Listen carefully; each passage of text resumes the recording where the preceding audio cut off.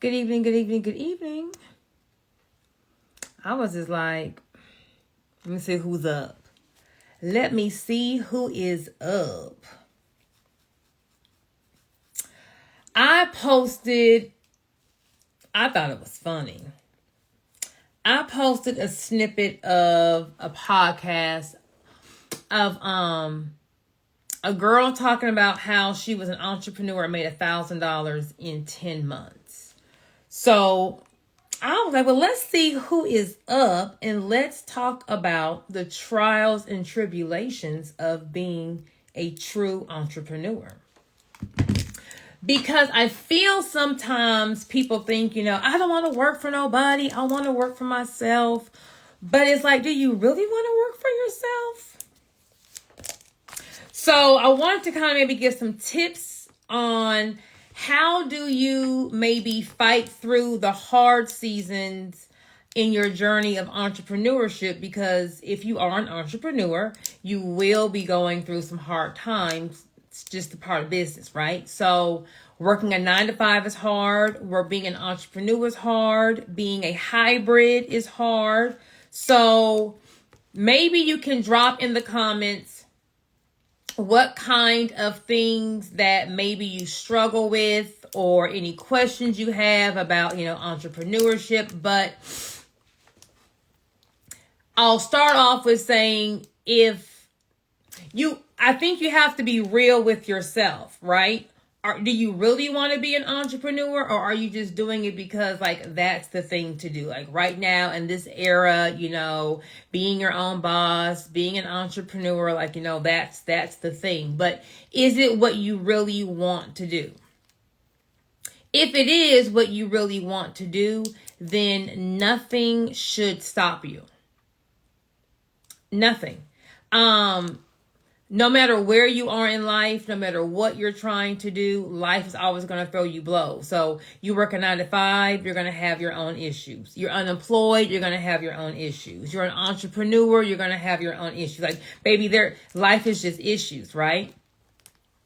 And so I think, I know for myself in my own entrepreneur journey, sometimes that self-doubt, if you have a couple of losses back to back to back, you can kind of, go through that whole self-doubt, is this the way I'm supposed to be doing? Why is it so hard for me? And I want you guys to maybe write down why are you doing this, right? Like, what are you trying to change? Your why should not be anything that is monetary.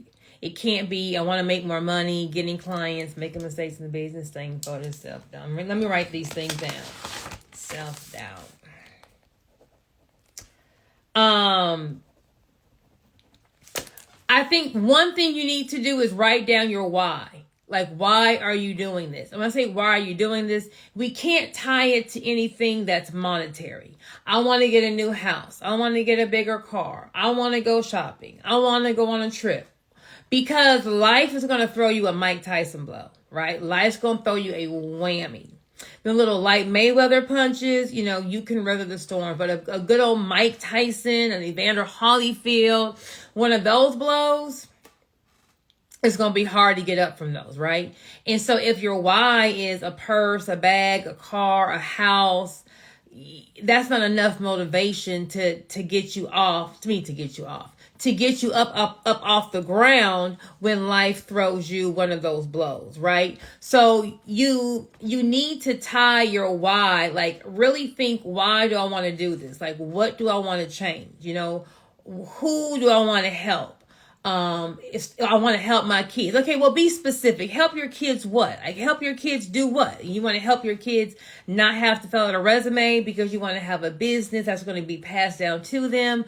Do you want to help your kids by having a different life and, being able to provide them with the best schooling or the best trade school or the best environment? You want to retire your mom. What is it that you're trying to do? And that has to be your focus point, because if you get a loss, and if you get a couple losses back to back, what's going to happen is Satan's going to plant that seed of doubt. You should have never left. You should have never left that job. You should have never used all your savings account for this thing. Look at you. You can't even get you can't even get a client. You can't even pay your rent consistently. And once you get in that self-doubt, once you get down that rabbit hole, it's just gonna be, all of a sudden you see this and that and that and this, and oh my gosh, I made the wrong decision. It's because you allowed yourself, to have those 1-2 losses make you just, forget who you are, right? No matter where you are in the game of life right now, always remember it's just a season, right? It's just a season. Maybe you're going through your harvest season and everything you touch turns to gold, or maybe you're going through a planting season where I'm just trying to get something going. But whatever season of life that you're in, remember, it's just a season, and seasons always change. So if you're going through a bad season, that means a good season is around the corner. You just have to be there. If I were to say, if you gave 110% into your business 7 days a week, for every day of 2024, and on December 31st of 2024, $1 million will be in your account.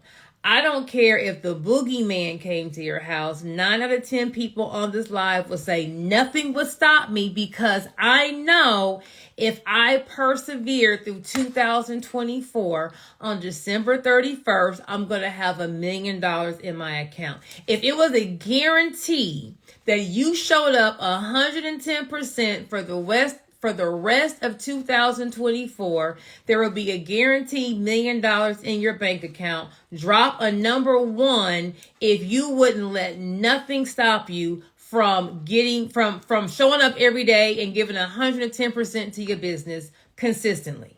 If it was a guaranteed, you'd have $1 million in your account on December 31st. That's how you have to treat life.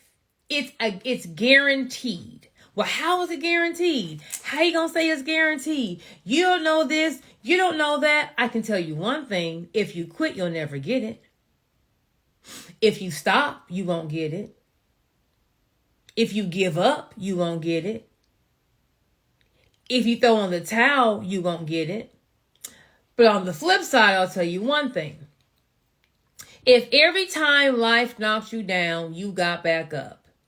If every time you made a mistake, you just shook it off and kept on going, eventually you're going to fight through. Eventually you're going to get to the other side. Eventually you're going to be at the promised land, right? So it's like, bet on yourself. Guarantee yourself, I'm going to show up 110% of 2024 for myself. Not for your neighbor, not for your mama, for yourself. And on December 31st, I just said $1 million. That could be on the low side. God had been saying $1 million. Baby, you're going to have more than that. But if you don't show up for yourself 110% of the time, you are saying, I'm not worth it. You are saying, I don't really believe it can happen. You are saying, I don't know.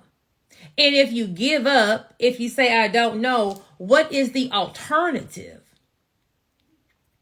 That's what always gets me through. What's my alternative? If I quit now, what am I quitting to go do? If I give up on my business now, what am I giving up to go do? If I just throw in the towel, what is my alternative? I quit. I'm stuck. I'm at the same plateau. I'm just stuck here. I've already emptied out my savings account. I've already missed, all these functions for my kids. I've already, got all this debt. Why not work it until work the plan until the plan works? And if you work your plan and work your plan and work your plan and work your plan and work your plan and work your plan and work your plan, eventually it will work. The problem is we will give up. And when I say work your plan, I'm not saying You've been doing the same thing for the last 6 months and nothing has changed. You may have to pivot. You may need to alter some things. We may need to change our marketing strategy. We may need to change our target audience. We may need to change what products we're pushing. We may need to add some kind of extra service or something extra. But as long as you are working your plan,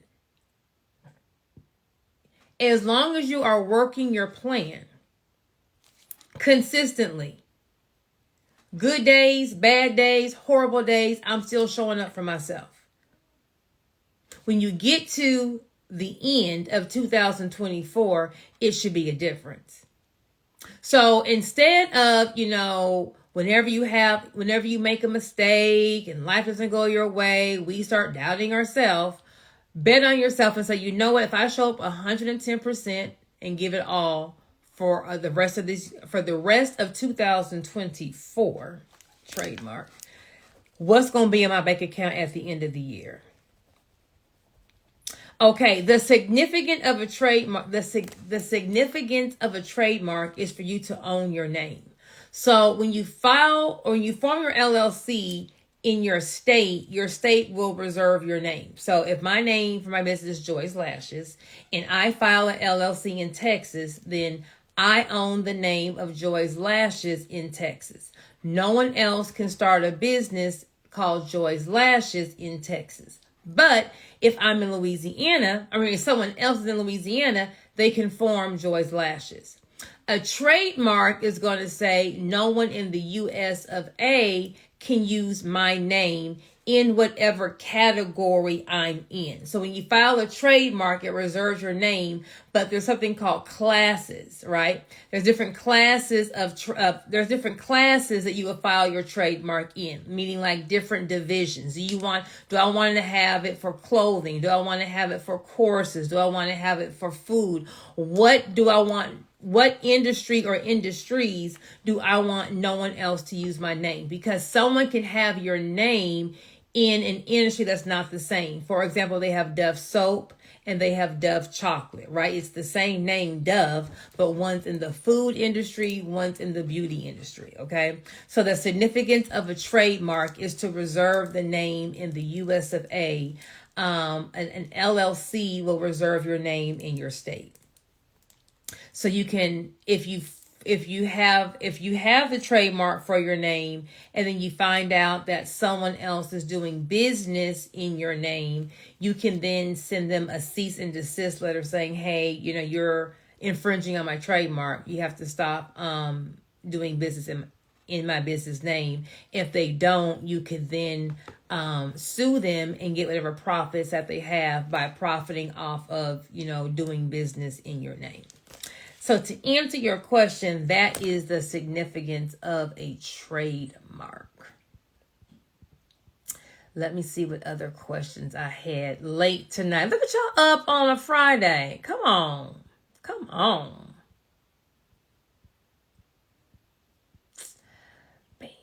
Okay, I see a lot of people in the comments talking about self-doubt. Let me ask what's causing the self-doubt? Help home ownership possible to those women that are struggling to make it. Oh, that's okay. I like that. Okay. Do you have an e-course? Who is this? Liz Rich. Do you have an e-course or a webinar or an ebook on how women can do this? If you do, DM it to me and I will repost it on my page. During dark days, I market harder, pivot, regroup, remember my why, and revisit my business plan. Okay, Moet, I like that. Now, there's always something great about a pivot. Speaking of a pivot, I don't know if you guys caught my live yesterday, but I did a live on the Stanley Cup. I am in love with the Stanley Cup. I have 5. And what a lot of people don't know is that if you don't know what a Stanley Cup is, it is literally the best cup in the world. But the Stanley has been around. The company Stanley has been around since 1913. And in 2017, they were about to discontinue this cup. Okay. And you're like, what's the big about this cup? Why do you keep holding this cup? If you Google the Stanley or the Stanley phenomenon, you're going to see women lined up in front of Target for 3 hours, running and fighting, trying to grab a Stanley, right? You're going to see Stanleys being sold on Amazon for $150, $200, and the cup costs $45, right? So what's so big about a Stanley, and why am I talking about Stanley? Stanley made $200 million last year, well, in 2022. And in 2023, Stanley went from $200 million to $750 million, all off of this cup. The cup they were going to discontinue. This cup is called the Quencher. Stanley was marketing this Quencher cup to construction workers, to police officers, and to campers, people who are outdoorsy, right? It came in manly colors, blue, gray, forest green, boring. And their market was men and like men industrial industries, because the Stanley Cup, it keeps, your ice will be in there for 2 days. It keeps everything cold, and that's what their market was. A lady who had a blog did a review on the cup, and she loved it. And people started buying the Stanley Cup more in stores as they were about to be discontinued, because before this lady did this blog review, no one was really buying a Stanley Cup. So Stanley reached out to the lady on the blog and was like, hey, we're actually about to discontinue this cup. And she was like, why? It's like the best cup ever. Blah, blah, blah, blah, blah. It really is the best cup ever. And they were like, well, we don't really see a reason to keep it because we don't do that many in sales. If you want, you can do a wholesale order, but we're not going to keep the Stanley. So these 3 ladies who did this blog review ended up buying like $10,000 cups, and they sold them out. Okay. If you're a cup person like me, Yeti is a big brand, which I'm not a fan of Yeti. There's another one. Who's the other cup I have? There's another cup, and then there is a Stanley. The difference, okay, before I go into the story, let me just break down why Stanley is a better cup. Because 1, Stanley keeps the ice longer cold. 2, Stanley has this cup holder, so your cup fits in your car. All of the big brand thermoses are normally like a water bottle where you got to carry it. And then if you put it in your passenger seat and you turn and you hit a curb, like, a lot of girls hit the curb and it comes over, then it pours out, and it gets on your seat and your purse. And it's just like, and then most of the thermoses you have to carry like this. So it's kind of just awkward to walk around with it. And most of the thermoses, like a Yeti, they've changed now, but most of them have that like flip up straw, where the Yeti just has a regular like it's like you're just holding a regular cup drinking. Okay. So this is why the ladies were just raving and reviewing about this Stanley Cup. Long story short, Stanley actually flew them to be like, what is up with y'all in this cup? Like, what is so good about this cup? And they're really wanting to know, like, what's so good about this cup that these women love, because this cup has been sitting on the shelf for years. It hasn't done any sales. And then once these women start talking about it, all of a sudden their sales are picking up. So they're ranting and raving about how great the cup is. But they say, if you would make the cup in colors that women like, I think it would sell more cups. Give us some pinks, give us some bright blues, give us some soft greens, give us some beiges, versus the forest green, the black, the navy blue, colors that men would like.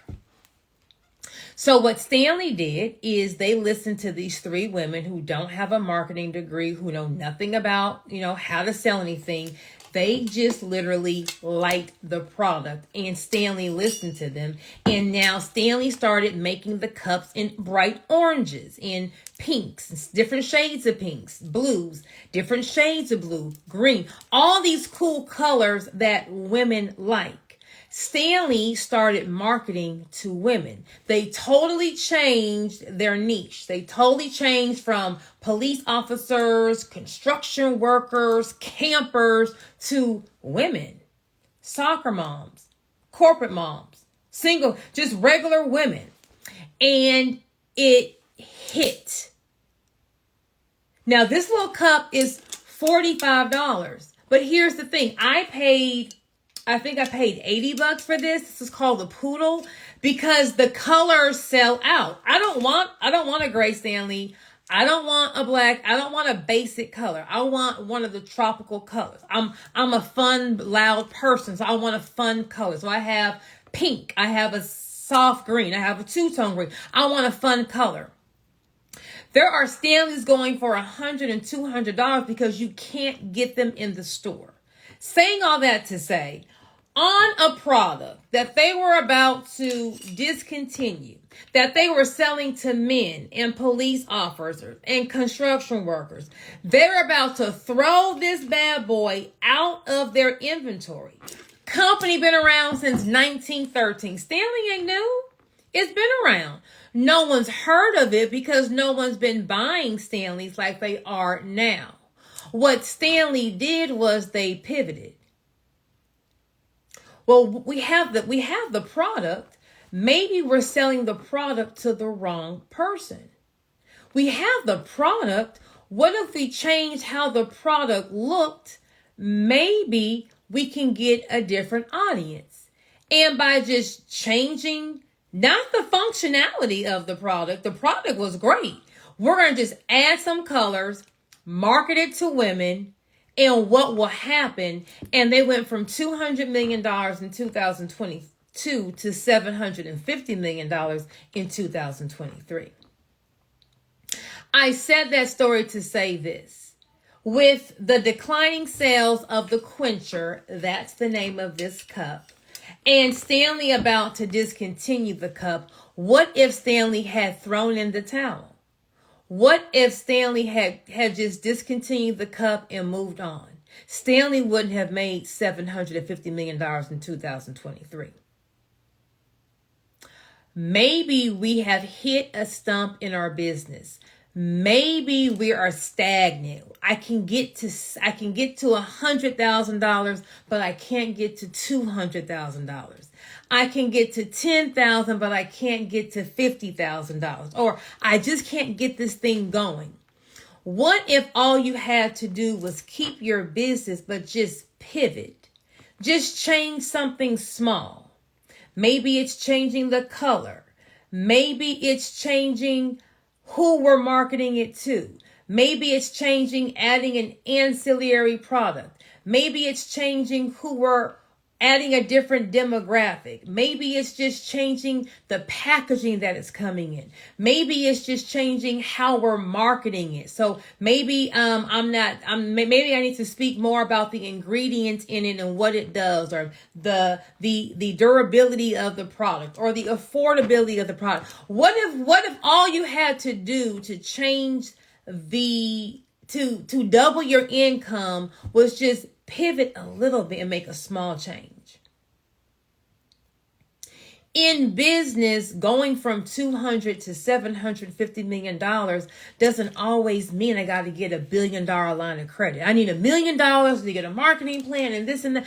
You don't even need funding. Stanley didn't take out a new loan and, increase their debt and, they didn't get any extra money. They didn't do anything different, but just change who they were selling the cup to. You know what? The police officers and the construction workers and the plumbers and the campers, they're not feeling the Stanley Cup. But these women are lined up sitting in and if you've never heard of the Stanley, you don't have a cup, and to understand or to grasp what I'm saying, Google Stanley Cup phenomenon, right? And you're going to see women lined up in front of Target like it's Black Friday. You're going to see Target doors opening and these women, grown women, running, knocking people down, cussing at people, snatching cups for this cup. Not a big screen TV, not a Mac computer, not an iPad, for this cup, right? Because they were marketing their product to the wrong people. Women love the cup.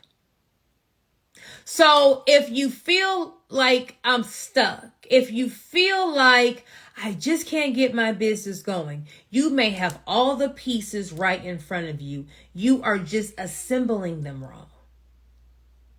You put them as 1, 2, and 3, but it should be 1, 3, and 2.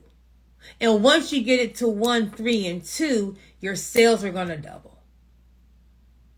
It's just finding out, what do I need to change? What is it that I need to do just to get my target audience to my product?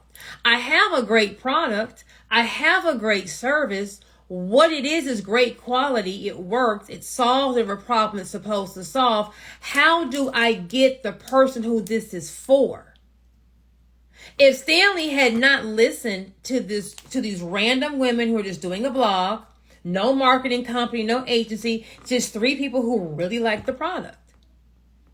Maybe you have employees who have been telling you about a customer referral program.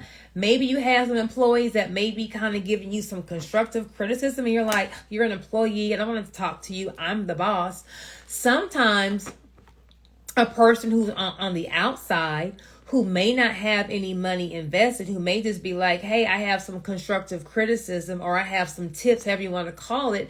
Sometimes just listening to another person's opinion and just trying it may be all the difference in the world. This company, who's been around for over $100 million, listened to 3 moms talk about why they love their product, told them the changes that they would make to make the product better. They just slapped a different color paint on the same product and started marketing it to an opposite sex, women versus men, and their sales nearly tripled, right? More than tripled. $200 to $750 million. So maybe the difference in tripling and almost quadrupling your revenue is a small change, is a small pivot.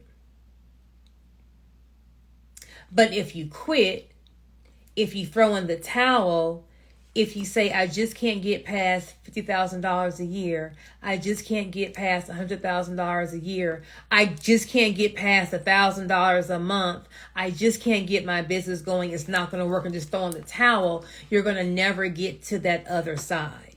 So maybe, changing your packaging, maybe, changing something small, maybe asking people around you for some critique, hey, maybe if you already have customers, sending out an email like, hey, thank you for being a valid customer. We would love to know how we can make our product better. What would you recommend we can do to make our product better? What would you recommend that we could do to make our service better? When I had my salon franchise, the front desk girl's job was every day she would call everyone that came to the salon before. Hey, this is so-and-so from Super Express. We're just calling to see how you're loving your hair. How you're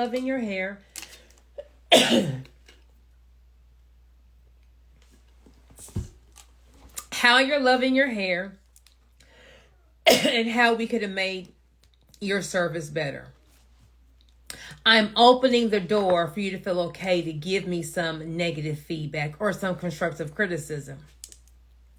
And I would have them write down any of the critiques, any of the constructive criticism. And as the boss, I would try to see now some things, you aren't going to be able to change. Hi, I want to have your service for 80% off. That's not going to work, right? But I would always look over every single week. What were the critiques? What can I do better? As the owner, you see things only through your eyes. having someone's eyes and someone who's not as vested as you, they may come up with some good ideas. And if you can incorporate these things, all it's going to do is make your product or your service or the client's experience with your brand better. So what if you were able to get maybe 2 things that maybe your employees were able to give you some tidbits, some constructive criticism, some current clients gave you something. Maybe you booked a call, with a branding specialist. You can book a call with me. We can kind of go over your brand. Is your Instagram page, is it selling the product? Is it easy to understand? Or, is it kind of a little discombobulated? Are you showing the product and how you use it? Or do you have a whole bunch of stock photos? Do you have testimonies about how great your coaching program is, how great your service is, or is it just a whole bunch of just, generic things? Can people feel your brand and feel your culture when they go on your website? Or is it real stagnant and not really showing, how great your work or your service is? Sometimes maybe changing your brand colors, updating your website, just doing like a new photo shoot, getting some new photos of you. Sometimes it's the smallest things that make the biggest difference. So by Stanley, a company that's been around for over 100 years, been selling this cup for years, they were just selling this cup to the wrong people in the wrong color. So when they changed the color and who they were selling to, they went from 200 million to 750 million. And I just told you in 2017, Stanley was going to discontinue this cup. How many people on this live have already put their business aside because they just couldn't get it to shape? They just couldn't make the profit. They kept bumping their head in the wall and just said, you know what? It's not for me. Sometimes you can quit too soon. In 2017, if Stanley had discontinued that cup, they wouldn't have gone from 200 million to 750 million dollars. Now, if a big brand that's been around for over 100 years, they couldn't come up with a way to sell this cup. It took 3 ladies with no marketing experience, just like in the brand, raving about it to make them see the value in this one product that they were about to discontinue. So if a big brand like Stanley has been around for over a century can make this kind of mistakes, why are you beating yourself up for the mistakes that you make? Everyone in business makes mistakes. It's not being perfect in business. It's not getting everything right in business that is going to make or break you. The successful people aren't the ones that get everything right. What makes successful people successful is that they just never stop. I don't know how old you guys are, but you may have heard of an artist named Beyonce. Now, I am Beyonce's #1 fan, so if anyone else says that they're her #1 fan, we're going to fight, okay? But I am Beyonce's #1 fan. Beyonce had a clothing brand called the House of Dairy On. Baby, the House of Dairy On may have been the tackiest brand besides Baby Fat back in the early 90s, okay? It didn't do nothing, and the House of Dairy On ended up no longer being sold, closed down, okay? Beyonce didn't quit with her clothing line. She came out with Ivy Park. Now, I don't know what Ivy Park did with Adidas, but Beyonce got her check, and now Ivy Park is now in major retailers, but that deal has ended. What Beyonce has now done is on her tour, she's wearing the her new Ivy Park line all across the world for the world to see as she's on this tour. So you already know what's about to come next. She's about to have her own Ivy Park brand being sold. That's coming next. I said all that to say, just because something's not working doesn't mean you stop. It means that you keep going until you get it to work. And as you continue to keep going, you, who God gave you this vision, God told you to start this business, God told you to do all this, slowly but surely, He's going to align you with what you need to do. You happen just to be Googling or doing your own research, and maybe you stumble upon a conference, right? So let's just say I have Joy's Peach Cobbler, and I just can't get past, doing $20,000 a month. And I stumble upon some kind of restaurant industry conference. I go there, and I'm sitting next to a lady who's in 4 states away from me, who has the #1 bakery in her city. And just like that, from me going to a conference, I'm making all this up. Just like that, from going to a conference, I'm able to meet a mentor, and she's telling me, well, hey, #1, if you buy your products at a larger quantity from this store versus here, you can, get your product cheaper to have more of a profit margin on your thing. And maybe I was, selling my peach cobbler in just a little regular Sam's, like a white styrofoam container I got from Sam's Club. But she's telling me that she has a branded or a special, like a, maybe, let me keep it small. Instead of me putting my peach cobbler in a white styrofoam box where you can't even see it, she sells all her desserts in a clear container. So when someone's looking at it, you're just drooling over how good it looks.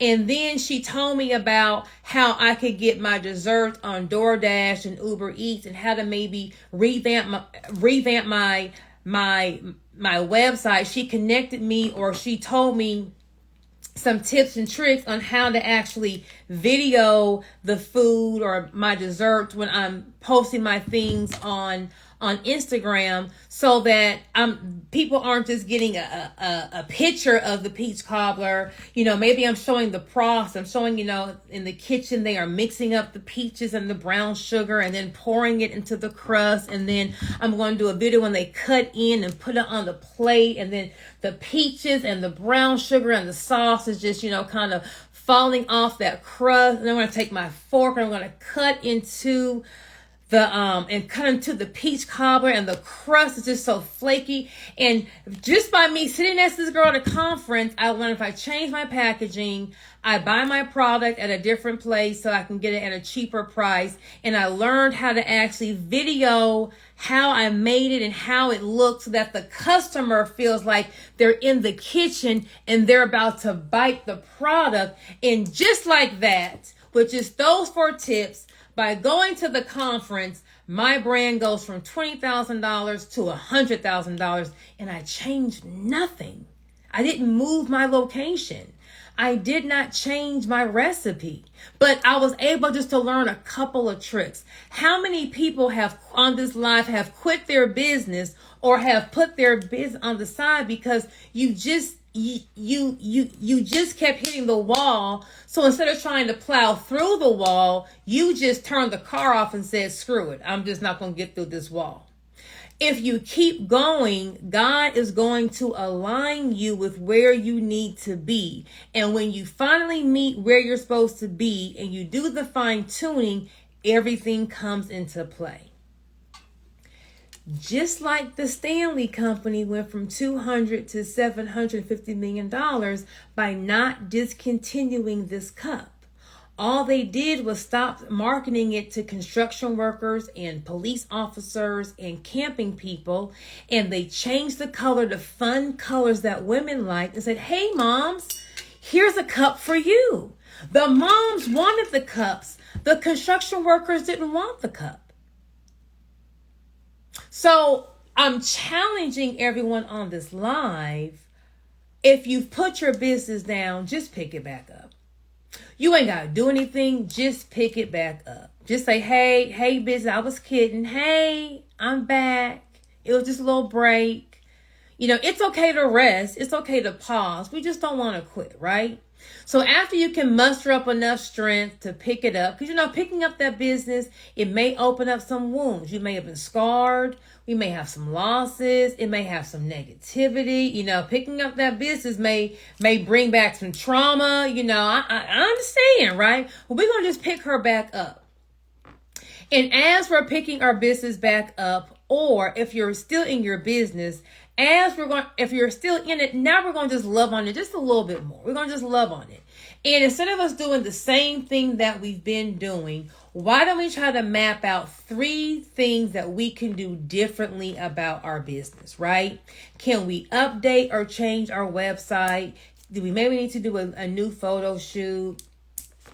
Do we need to maybe, change the bio in our Instagram? How is our logo looking? Maybe we can get a graphic designer to kind of revamp the logo. We ain't got to go big. I'm talking about $1,000 or less. I'm not saying, go uproot your location and go to the other side of town. I didn't say go get you a $10,000 loan. I'm talking about for $1,000 or less. What 3 changes can we make in our business just to kind of fluff her up? Just to kind of, spice her up. Every business does something to spruce up, right? So McDonald's is going to take away the McRib, and then 6 months later, the McRib is back. Every product line is going to add something new, right? So when Kim Kardashian started Skims was like shapewear, like Spanx and, girdles and, tank tops that suck you in. And then, after all the customers buy all the shapewear, well, now you can't make any money off them because they have all your products. So she comes out with something new, right? So now we have, loungewear, right? And then now she's coming out with swimwear. What can we do in our business just to kind of, just spruce her up a little bit? Once again, $1,000 or less. $1,000 or less. Sometimes it's just the small things that make a difference. What if we added something, right? Rihanna is printing money all day, every day with this Fenty makeup, right? She came out with makeup that was inclusive to all skin colors, skin tones. None of the major brands, were, doing, darker colors and different hues. And Fenty just took off, right? Well, if you took off and you don't do anything new, eventually, it's going to get old, right? So she's grown her beauty brand, but I don't know if you guys saw her child's father has done a collaboration with Fenty, and they now have chapstick, right? So Fenty, which is a woman's brand, is now saying, hey, I'm killing it with the women, but how do I get more? How can I get a man over here in Fenty Beauty? Let me get something that a man can do. Chapstick. Every man has chapstick, right? So why not have a chapstick for men for Fenty and throw my little baby daddy on here and get a little check? Now, I'm sure if she's going down that road, what I would do if I was advising Rihanna, we need to have a whole men's line, right? Some wave cream or a beard oil, some kind of men's facial something. Maybe, what do men have? Them razor burns, some kind of, I don't want to say facial system because that sounds feminine.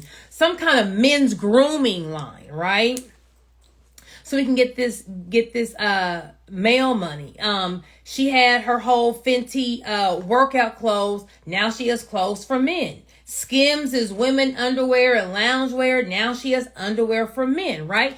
All of these things are bringing additional layers of income to an already thriving business. So if Rihanna, who's printing money, if Rihanna, who's a billionaire, if Rihanna, who is, who doesn't need a thing, if she is adding on different things in her brand, well, why do we still have the same 5 things on our menu?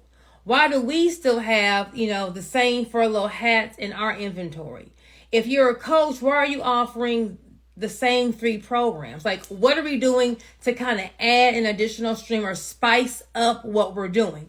These are all small things that we can do that will help us get out of the rut or help us get from being in the red to being profitable and being in the black, to get us from getting over that hump of I can't get past X amount of money I'm making a month. But if we keep sitting in our business doing the same thing over and over and over and over and over again, we're going to be getting the same results, right? So I just challenge you for $1,000 or less. What 3 things can we do in our business just to kind of give her a makeover and just to kind of spruce her up, okay? Everything you do is not going to be perfect. So in the mistakes that we made, don't call them mistakes. They are learning lessons. We feel okay paying money to go get a college degree. Like, I'm going to pay all these thousands of dollars to get this degree, right? Look at the degrees on the wall. People understand paying money to get a degree. Or I want to go to trade school and I want to get a trade, so I got to pay my tuition to go to trade school to get this trade. People don't understand that in life, in business especially, the learning lessons, the experience is going to cost you. It's going to cost you money. It's going to cost you time. It's going to cost you heartache. It's going to cost you. You don't become a seasoned entrepreneur without it costing something. So how you would go pay tuition at the university to go get you a college degree, you're going to pay tuition at business school in your business. You're going to do something wrong. You're going to buy the wrong inventory. You're going to partner with the wrong person. You're going to have the wrong marketing campaign. You're going to get sued. They're not mistakes. They're learning lessons. So you now have a PhD in business because you've put in the time, the money, and you've learned what not to do. Anyone can Google what to do. Anyone can do that. But the riches, the experience, how you get to that next level is knowing what not to do. If you've ever had, a child, or if you've ever really been sick, if you've been sick or you have some kind of condition that's rare, or you got to have some kind of emergency surgery, or, you're like, they're like, oh, we don't know what to do. And you're going from specialist to specialist. Do you want the doctor he graduated from law school. He graduated from, medical school, on Monday, and today's Friday. He graduated on medical school on Wednesday, and today he's saying, oh my gosh, you broke your arm in 4 places. You're going to be my first surgery as a doctor. I can't wait to have you in there. Is that who you want operating on your arm? No shade to the new doctors, but if I broke my arm in 4 places, or if my son broke his arm, my son fractured his arm in 4 places when he was, Deuce is 10, when he was 6 or 7. Whenever a Spider-Man movie came out, we took him to go see it, and he thought he was Spider-Man. So he was in our theater room, and he climbed up on the refrigerator, and he jumped off, and he did this, how Spider-Man does, thinking that the webs are going to pop out of his arm, and he ended up fracturing his arm in 4 places, right? The fracture was so bad, though, they said that they did not think it would heal correctly, and it would injure his range of motion. My dream for my son back then was to be in Major League Baseball. I've always wanted his son to play baseball. I don't think that's what God has in mind. But back then, my son gonna play baseball. He gonna have a $200 million contract. I need this arm to heal correctly, right? So we had to go to a specialist, and they said their expertise was, don't let the arm heal. We need to break it so that it can heal correctly. When I went to the specialist, because I'm wanting my son to play baseball, I'm telling them already who is the most experienced.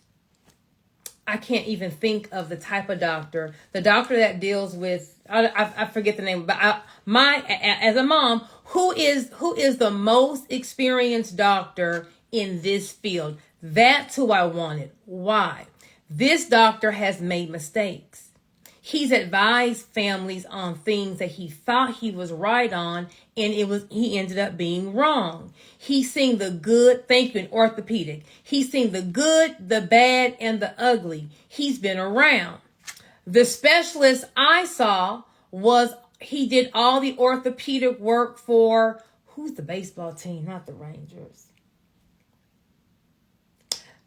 The Astros. He worked with the Astros, and he worked with whoever is our little soccer team. I think it's the Dynamo. It was 2 professional teams that he worked for. He had gray. He was old. That's who I want. Why? He has made so many mistakes. He has given people, wrong information. To understand what it is that he needs to do. So although he's seeing my son, he does the x-ray, my consultation may just be 10, 15 minutes. Why? He already knows what to say from all the years of experience. So you can't come out here year 1, year 2, year 5 and think I'm about to open a business. I'm going to take one webinar, take one course. God gave me the vision, and I'm going to open this bad boy up. I'm not going to have any losses, make no mistakes. Everything's going to go smooth sailing. That happens for no one. So if you're getting depressed, you're doubting yourself, you're making mistakes, the mistakes is called tuition. The mistakes is your tuition for the school of business. How I had to go, pay SMU and Southern thousands of dollars to get these law degrees. You are just paying money to get a PhD in business. It's called experiences. Now, once you go through an experience, we're supposed to learn from that experience so that we don't make that same mistake. But now you know what to do, but more importantly, you know what not to do. Okay? So in every business, no matter who you are, we can make some mistakes. We can be targeting the wrong audience. We can be selling our product to the wrong people. Stanley was selling their cup to construction workers who didn't even care about this cup. When they changed to marketing it to women, appealing to women, their sales almost quadrupled in 1 year. So think about 3 things, and you might not even be able to come up with them. If you have employees, ask your employees, hey, what are some things that you think that we can do different? What are some things that you think that we could change or that we can implement or that we can add? I talked about this the other day. I always, every day, I had monthly meetings at my salons. I'm asking the staff, what do you guys think? Now, everything they say I'm not about to go do, but I am open to anyone's suggestion. Just because I'm the boss, don't mean I know everything. Just because I'm the boss doesn't mean I'm not going to listen to no one else's opinion. You have to be open as a boss. You have to have willing ears, because someone can critique you and you don't see it. And if it doesn't hurt to try something different, why not try it? Because it may work. I remember I would always ask, I would have like a weekly meeting with my front desk doll. So that's like the receptions at my salons. What are some things that we can kind of add to kind of, give our clients a better experience? And I remember Brittany Doll was like, we should have a doll club. And I'm like, a doll club? We always called our customers doll. Hey doll, how you doing, doll? Hey doll. It's just kind of cute, right? And we called our salons a doll house, right? Where we were really, I'm a really girly girl, so that was like a really fun pink girly business. And so the doll club was our customer appreciation club. So if you came to my salon for 10 visits, you got a special card, and I would give you a free shampoo and style the month of your birthday. And when you walked in our salon, the front desk girl would ring a bell. Hey, there's a doll in the house. Then all of them plus would go, hey, doll. Just that little, whatever you want to call that, the clients loved it, right? So now people are coming in trying to get, extra sew-ins, extra shampoos and styles because they want to be a doll. Because when we have a doll come in, everyone who's not a doll is like, well, what's a doll? Oh, a doll's a person who's been here 10 times or more, right? Everyone has like a black cape, but a doll would have a pink cape. So when a doll came into my salon, she stood out, which made people want to be a doll. I want that VIP service, right? The doll club cost me no money. I had to pay a couple $100s to get the little doll cards printed out for you. It's like a card you would get when you would just remember at a yogurt place. Every time you come, they hole punch how many times you've been there, and then on the end, like at the end of that card, you get some kind of coupon, discount, whatever. That's what the doll club was, right? So it cost me them little cards, and then on their birthday, they got a free shampoo and style. A free shampoo and style commission cost me $20. If you've been to my salon for 10 times and pay me 10 times, I can give you a free shampoo and style to say thank you. That small little thing, which I thought was the dumbest idea. Who wants to be called a doll? I could care less about a doll because I'm not that kind of person. All that customer appreciation and coupons, that's not me, miss me. I could care less. I'm not tripping on that, right? But once again, the boss doesn't know everything. You may not be your target audience. Someone may have an idea that is better than yours. Be open to it. Just like Stanley was going to discontinue this cup, 3 ladies said, hey, we like your cup. And they got everyone to go buy a Stanley. And so Stanley, a company of over 100 years, flew these women in with no marketing experience saying, hey, why do you like our cup? And why do you think we shouldn't discontinue it? So by making a small change, that's what I'm saying. When I'm saying find 3 things that you can do to kind of just spruce up your business for $1,000 or less. A doll club. Change the customer experience. Now everybody wants to be a doll. Now they're coming more.